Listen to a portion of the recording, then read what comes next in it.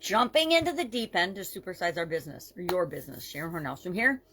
Our idiom, our expression for today is jumping into the deep end. Now, the origin of this idiom, like so many lately, is actually unclear, but it's suspected to come from swimming. The danger associated with jumping into the deep end of the pool or jumping into the deep water, like in a lake or an ocean or a river or something, without being prepared or without actually being able to swim, that would be a very dangerous thing to do. And over time, this has come to mean that whenever someone takes on a difficult or challenging task without hesitation or being fully prepared, they're said to be jumping into the deep end, meaning they're jumping into the unknown with a lot of risks associated with that. But along with a lot of risks come a lot of rewards. Now, I don't know about you, but this has a lot to do with my past career and my experiences. A lot of times I didn't necessarily jump into the deep end, but I was thrown into the deep end. Learning to swim as little girls, and I probably shouldn't tell this story, my sisters might be mad, but when we were little girls, my mom, of course, would sign us up for swimming lessons every summer. And inevitably, we would fail beginner swimming lessons because we were little girls. We were on the petite side of little girls, and we were scared of the big pool, especially the deep end, where we took swimming lessons.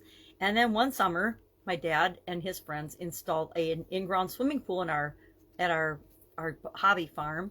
And within a week, my sisters and I could swim like little fish. Why? A lot of reasons. Number one, it changed the environment. We felt like we were in a safe environment to learn how to swim.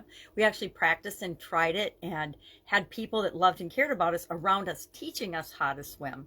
So it has to do with our environment impacts, our ability to do something that was challenging for us in the past.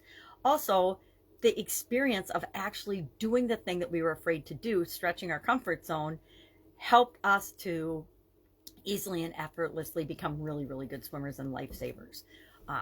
So I always think of this whenever I hear this idiom, jumping into the deep water, how we used to be afraid to jump into the deep water, and then all of a sudden we were expert swimmers and divers and everything else.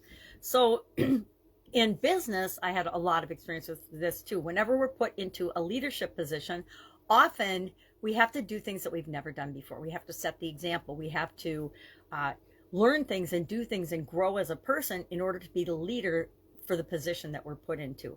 Most people aren't prepared and ready to be put in a position of management or leadership until they actually get into the environment, get into and have experience doing it. It's why so many companies want to hire people with a certain level of experience and of actually doing the thing that they want them to do for their company.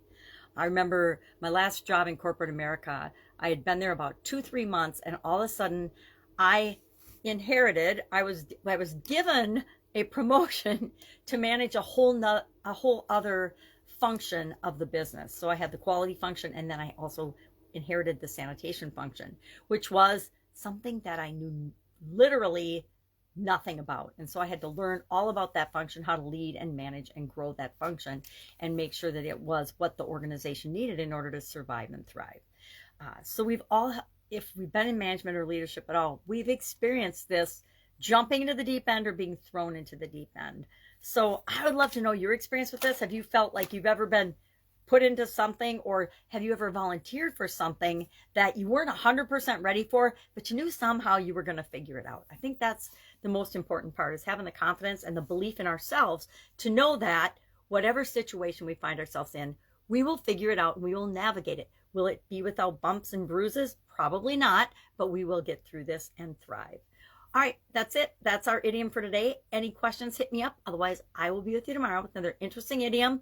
What does it mean? Where does it come from? And how might you use it to build and grow and supersize your business right now? Have an awesome day.